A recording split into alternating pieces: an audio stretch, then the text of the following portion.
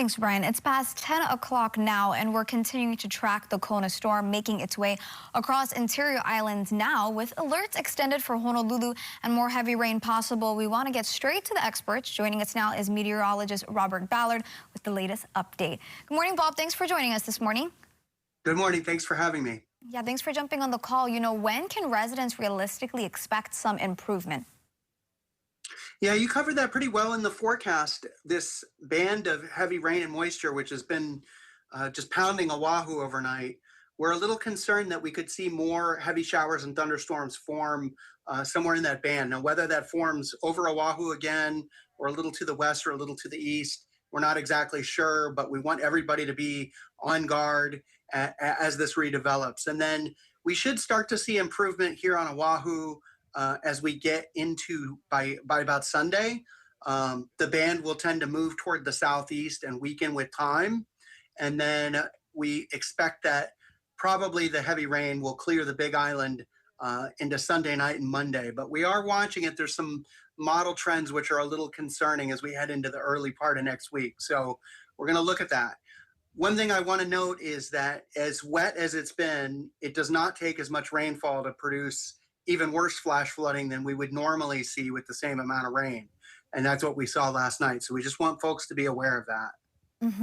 Now, you did mention, of course, the times and the dates, specifically after about Sunday and Monday, it'll look a bit better.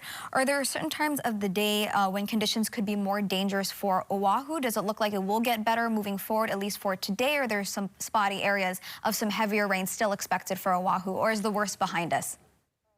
No, we could see more heavy showers and thunderstorms redevelop over or near Oahu at pretty much any time now through about Saturday or Saturday night. Again, it's very, very hard to pin down exactly where those are going to set up. Last night, of course, we saw the most intense rainfall over the North Shore. We got half a foot to a foot of rain in about a 12-hour period up there.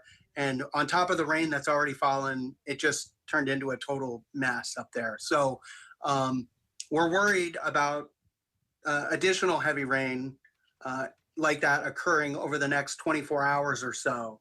Again, the tendency is going to be for that heavy band to sort of shift to the east and southeast. We've been saying that this is a weaker system than the last one, and it is weaker, but that does not necessarily mean that we are going to see in any one particular spot less of a threat for flash flooding or less heavy rainfall. And the reality is, of course, at this point, it doesn't take much at all to cause flash flooding.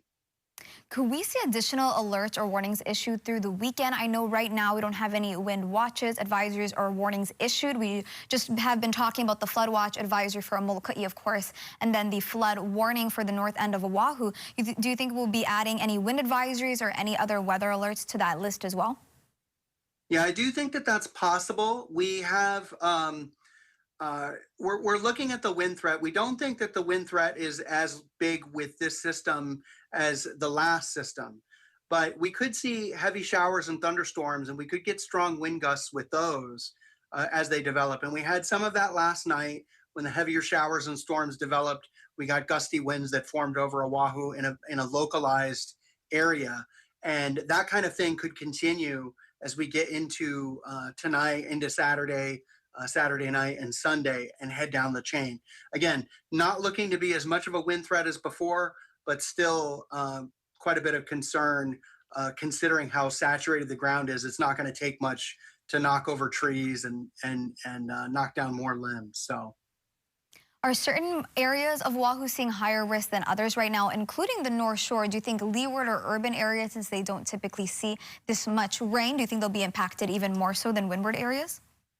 Yeah, that's a really good question. And I would not want to have anybody on Oahu or really anywhere in the islands let their guards down right now, considering how saturated we are.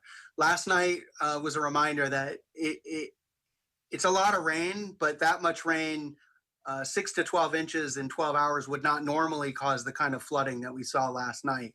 So that just tells you we're putting a lot of rain on top of very saturated ground. So it's a very serious situation for pretty much everybody. Kauai probably has the least threat, but going down the chain, Oahu in the near term is going to have the most threat. and then that will tend to work its way down the chain as we get into Sunday, and then past the Big Island, maybe Sunday night into Monday. Yeah, thank you for that. When was the last time that you think we saw a wet season storm this impactful? I know last week we had so many power outages. The winds, like you were saying, were a lot stronger. But this one, I mean, I think from other people's perspective, especially with the flooding, seems in some ways worse. When was the last time you think you saw something maybe similar to this Kona storm?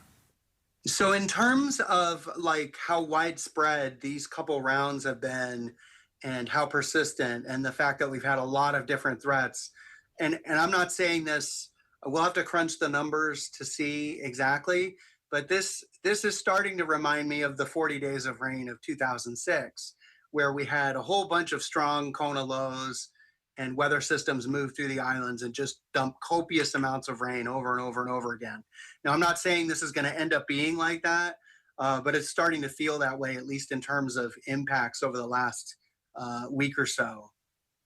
Thank you so much. And again, we'll have more of this on KHWN2.com, and we'll also list the National Weather Service's website so people can check out specifically those updated weather and marine alerts that we talked about this morning. Thanks so much, Bob, for joining us again.